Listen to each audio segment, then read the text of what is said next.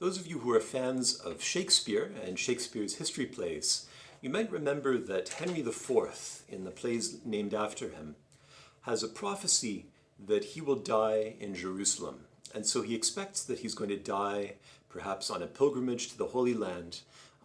But at the end of Henry IV Part 2, it turns out that he dies in boring England, in a chamber of the palace that is called the Jerusalem Chamber. And so he is dying in Jerusalem. In a very literal sense, this prophecy has come true, but it's not the same Jerusalem that he was expecting. And of course, Jerusalem, when we encounter it in the liturgy, has many meanings. And so this sort of multiplicity of Jerusalems is something that applies to us, particularly on this Fourth Sunday of Lent. That, of course, the Fourth Sunday of Lent is called Letare Sunday, Rejoice Sunday.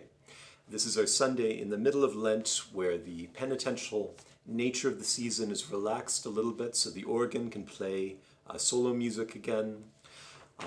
We have the rose vestments. We're relaxing a little bit on our Lenten practices.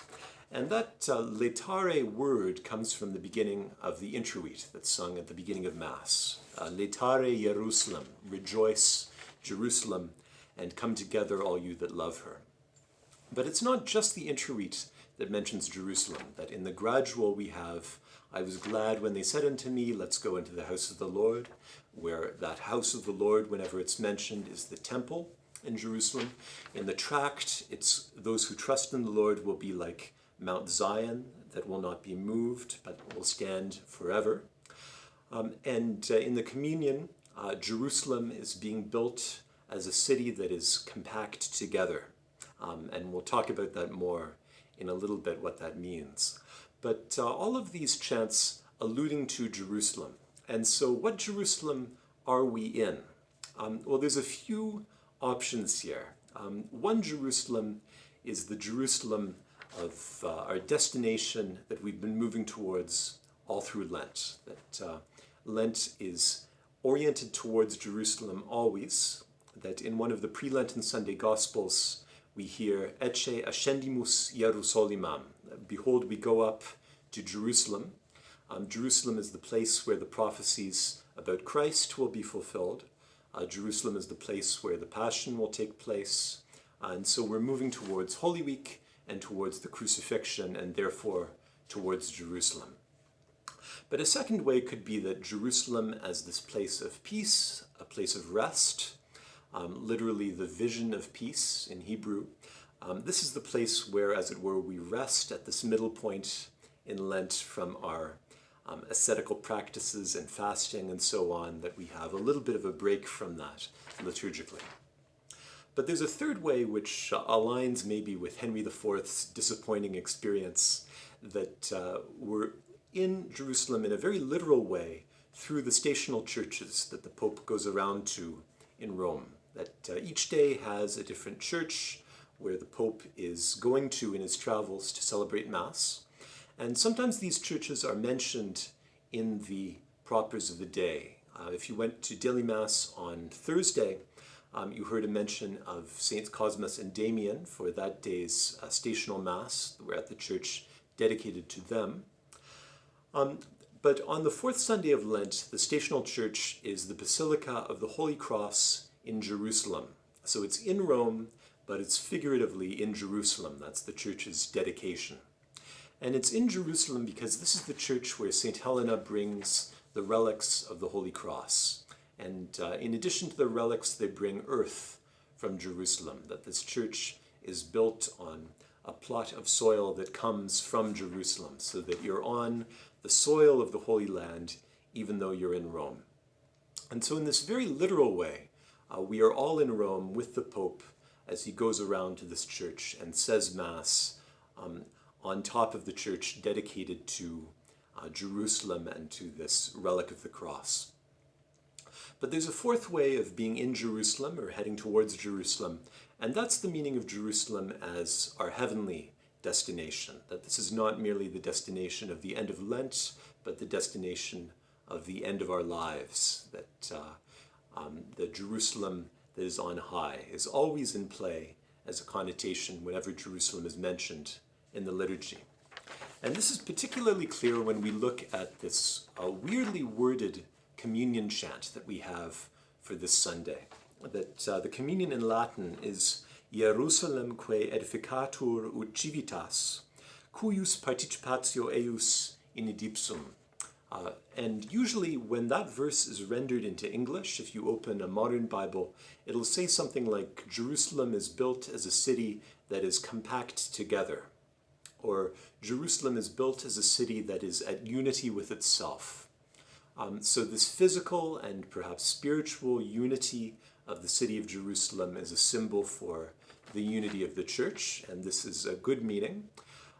But there's a second meaning if we look at the very literal way that this is phrased in Latin, which if you were to translate it into English would be something like, Jerusalem is built as a city whose participation is in the self-same, whose participation is in that which is the same as itself.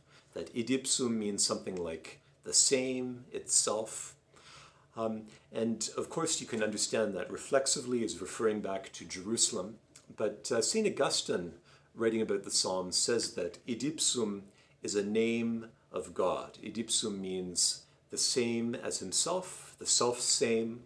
That is, I am who I am. That is, he who is. That we're referring to God as the one who exists perfectly and contains his existence within him, in himself. And so here we can imagine this as pointing us.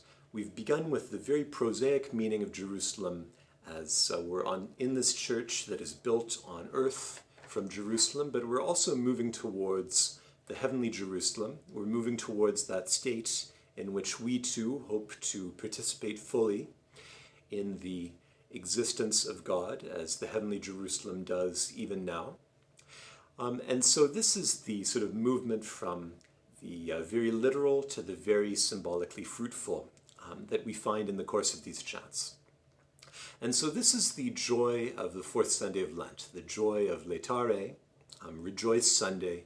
What we're rejoicing in is our destination in the heavenly Jerusalem. And this rejoicing is brought out very clearly in the way that the chants for the day are written, that we use these very joyful modes, particularly in the interreat and the gradual, that we're moving away from Lenten severity and towards a kind of rejoicing. Now, when we talk about different families of chants, we talk about the 8 modes. There are modes 1 through 8 that are used to categorize modes, categorize chants in the chant books. And the one that's often used for very joyful texts is mode 7. That mode 7 in particular is the mode of angelic greetings of various descriptions. That on Christmas Day in the morning, we hear Puer natus est, a child is born to us. This is an angelic proclamation to the shepherds, and it's in mode 7. It's a mode 7 chant. And again, when we come to Mass on Ascension Day, the interreat says, Ye men of Galilee, why are you standing looking up into heaven? And again, this is a mode 7 chant. And so often these chants where we're being greeted by the angels are reserved for mode 7. And here in this gradual for the Fourth Sunday of Lent, I rejoiced when they said unto me, let us go up to the house of the Lord.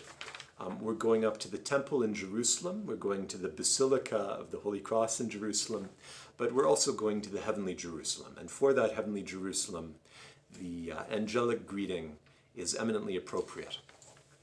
And the joy of mode 7 comes from the fact that we have this very floating, high-range singing that very often comes into play in mode 7 chants. At the beginning of the chant goes, Leta tu sum,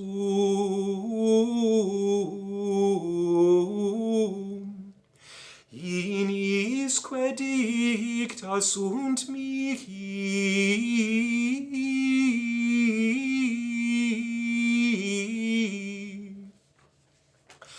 So the chant starts in middle range. You ascend up to the high range very quickly, and you have these sort of ecstatic continuations to the phrases that just hover and float around at the very top of your register.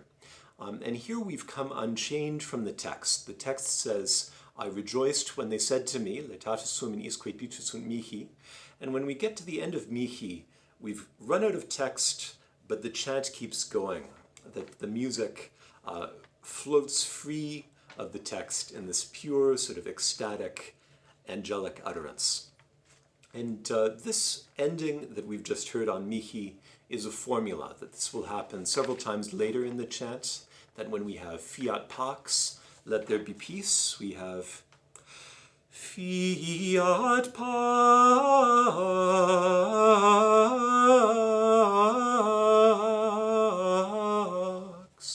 So the same little floating ending in the high range that attaches to the end of pax, that continues on this ah vowel. And so this is the rejoicing of Letare Sunday as it's conveyed by the chants, that we're being invited to enter into this heavenly realm of Jerusalem.